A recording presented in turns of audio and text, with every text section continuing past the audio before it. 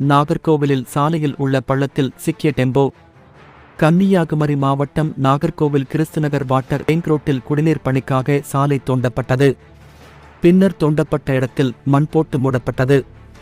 ஆனால் மழை காரணமாக அந்த இடத்தில் மீண்டும் பழுது ஏற்பட்டு பள்ளமாக காட்சியளித்தது. இந்த நிலையில் அந்த வழியாக லோடு ஏற்றிக்கொண்டு வந்த டெம்போ ஒன்று எதிர்பாராத விதமாக அந்த பள்ளத்தில் சிக்கியது. பள்ளத்தில் இருந்து டெம்போவை வெளியே கொண்டுவர டிரைவர் எவ்வளவோ முயற்சி செய்து முடியவில்லை. லாரியின் பின்பக்க டயர் முழுவதுமாக பள்ளத்தில் சிக்கிக் கொண்டது. தொடர்ந்து மீட்பு வாகனம் கொண்டு வரப்பட்டு டெம்போ மீட்கப்பட்டது. நாகர்கோவில் மாநகரில் பல்வேறு சாலைகள் இதுபோன்ற நிலையில்தான் உள்ளன. புதிதாக போடப்பட்ட சாலையில் பல்வேறு இடங்களில் தோண்டி பணி செய்கிறார்கள். பின்னர் அதை முழுமையாக சீரமைக்காமல் மண் போட்டு மூடிவிட்டு சென்று விடுகிறார்கள்.